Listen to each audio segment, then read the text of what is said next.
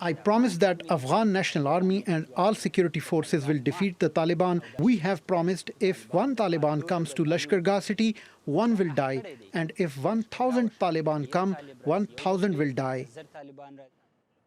Zia Karimi is Afghanistan's National Army representative to the US Central Command. He joins us from Tampa in Florida. Zia, thank you so much for your time. Let's start in Lashkar Gah. Why is this city considered so strategically important? Good evening, ma'am. Thank you for the opportunity to talk. The South is basically spiritual provinces for the Taliban. Historically, they started their movements from Spin-Boldak, from Kandahar, and from the South. And why they intensified their battles, I have to say, the Afghan government has strategic gains.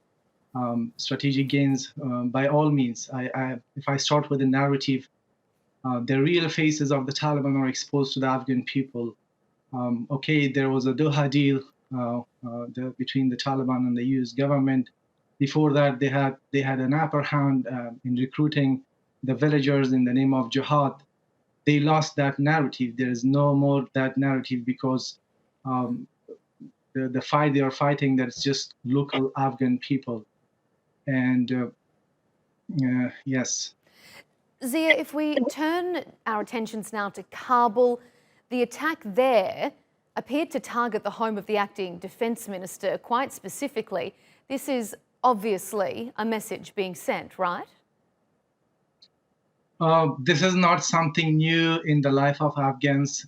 Kabul is a very big city. It's almost a city of like 6 million people.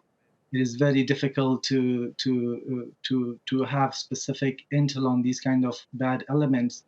But this is the only message they are delivering, that the Taliban, they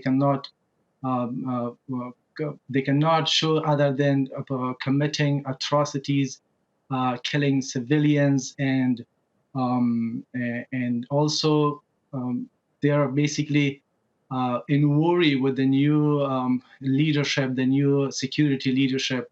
Minister Mohammadi, Minister of Defense, acting Minister of Defense, he has years of experience, combat experience, and he is behind so many Afghan resistance and uprisings against the Taliban. And in fact, you can see that strategically, Afghan people deliver their message to the Taliban that we don't want you. You cannot impose your outdated and harsh rules and regulations on us. Maybe the Taliban had some gains in some places, but this unity, the support of the Afghan people to the Afghan security Afghan security forces is unprecedented, and it's really a strategic gain for us. Zia, just finally, I want to ask, the people that are being told to flee, forced to flee from the areas where the Taliban is taking back control, especially Lashkar Gah, where do they go? Where is safe for these people to flee? That's I have to say, the sad part of the Afghan conflict. The Taliban mainly attacks on NDSF and NDSF, a government establishment from the urban areas where very common civilians are living, and that is the reason Afghan security forces very much hesitate on their advance offensive on the Taliban, only to save the lives of civilians. And the Taliban always indiscriminately brought a lot of miseries to the lives of the people, and even in the places the Taliban, they thought that's like historically they started their movement, maybe the people will back them. Like I can give you example of Helmand, Spin-Boldak. So many people move from that places. They're internally displaced, and basically it's a message for the Taliban that the people do not want you. You cannot impose anymore on the people.